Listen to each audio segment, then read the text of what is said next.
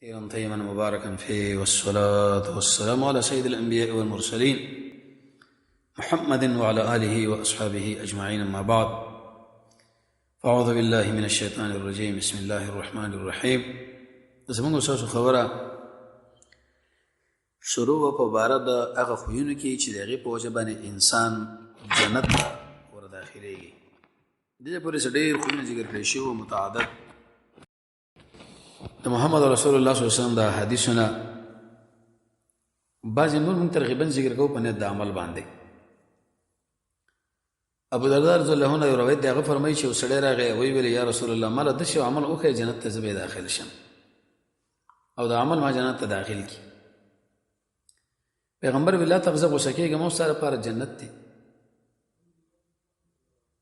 بل حدیث کې دا راځي رسول الله صلی الله علیه وسلم فرمایي چې یو سړی غوسه دی او دا قادر دی په دې خبره باندې چې دا غوسه نافذ کړي او د خپله غوسې کنټرول کړه، الله عز وجل د حورو په دې منځ کې ودرې چې کومې واخلې هغه واله.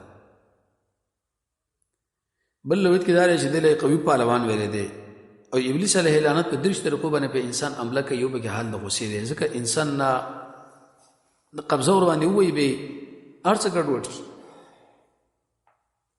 کله چې سړی غوسه شي د هغې علاج به دا دی چې یا به غسل کوي، اعوذ بالله به وایي، او دس پکې په ځمکه به آرام کوي. نو الغرض په دې حدیث کې د محمد رسول الله صلی الله علیه وسلم د خوا نه د جنت د داخلېدو یو خوی ذکر کړی شو، غوسه به نه کوي.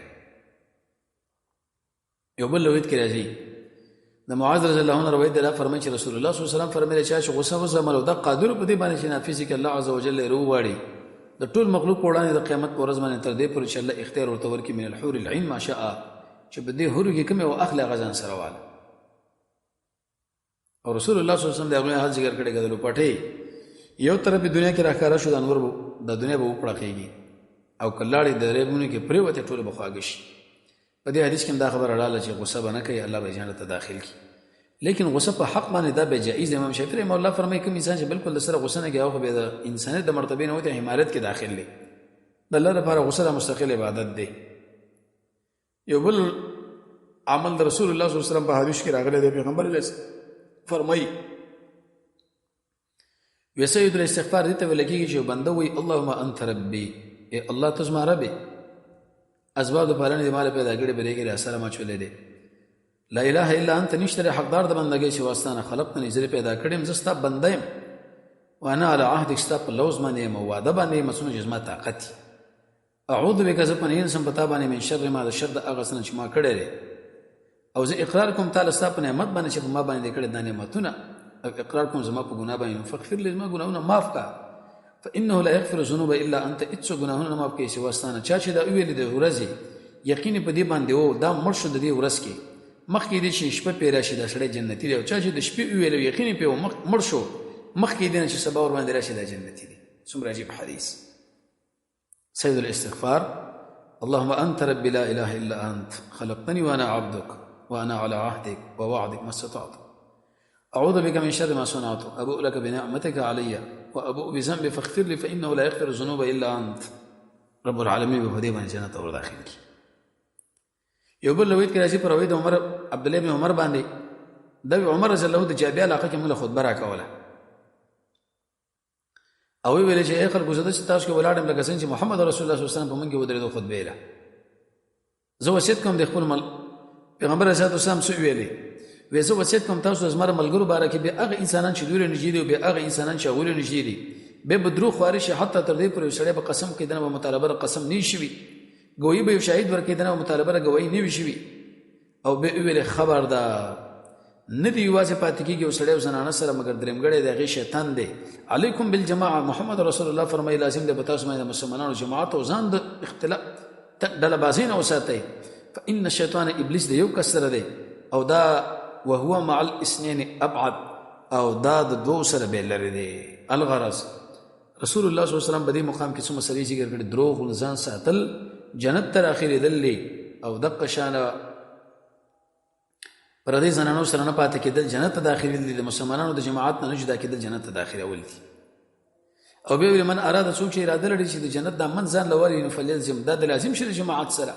او کوم انسان چې نیکي خوشاله کې او خپې کې بدی نو فذلکم المؤمن ودا مؤمن دی. حدیث مشکات کې راځي یو کس پوه شي چې زه مؤمنم که زه غیر مؤمنم، که نیکي دې وکړه پې خوشحاله شو، که بدي دې وکړه پې خفه شو، پوه شې مؤمنې. په دې حدیث کې څو خبرې معلومې شوې. یو ته دا خبره معلومه شوه د مسلمانانو د جماعت سره یو ځای کېدل، و الا که سړی راوروزه شي ابلیس پر باندې قبضه وي، او کله چې تا نیکي خوشحاله کي او بدي دې خفه کي ته جنتي. د عیاض بن حمار مجاشعین روایت دی، دا فرمایي چې رسول الله صلی الله علیه وسلم ورځ په خپله خطبه کې ویلې، وی جنت والا 3 قسمه کسان دي. هغه بادشاه چې د انصاف والا دی، هغه سړی چې زړی نرم دی، او هغه سړی چې هغه پاک دامن دی، ډېر حلال الله ورکړي د حلال رزق کوشش ورته کوي. اوږد حدیث په هغې کې د یو ټوکړه ده. نو بادشاه چې کله دروغ نه وایي، انسان چې کله نرم زړه والی، اهل عیال الله درکړي د حلال رزق کوشش ورته کوي، ته جنتي پرې باندې سړی جنت له ورشي. یو بل روایت کې د بل علامه ښودلی شوې ده. ابو هريره صاحب فرمایي چې رسول الله صلی الله علیه وسلم فرمایي حیا د ایمان نه ده، ایمان په جنت کې دی، او بد زبانی دا جفا ده، او جفا چې د سړی ګوره اور له بیا غورځوي.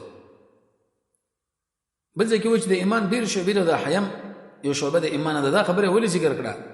محدثین لګي وایي ځکه بعضې خلکو له بذهن کې یو سوال راته چې دا حیا یو طبیعي شی دی، ایا په دې باندې به اجر کې بني؟ ولې نه اجر پېشته نیت صحیح کا. انقباض النفس ان ارتکاب المکروه. جنید بغدادي فرمایي د الله په انعاماتو کې سوچ وکړه او په خپلو تقصیراتو کې سوچ وکړه چې کوم هیڅ کیفیت یې وو د دې ویل شي حیا. ترمذي کې روایت د رسول الله صلی الله علیه وسلم فرمایي چې انسان د سر حفاظت وکړي، واغ اندامونه چې بلې سر کړي، د خپل خېټې حفاظت وکړي، غلط استعمال نشو، حرام ونه خوري، مرګ یاد کړي، د آخرت دپاره کار وکړي، ته پوه شې بدې شي د حیا نه کړي.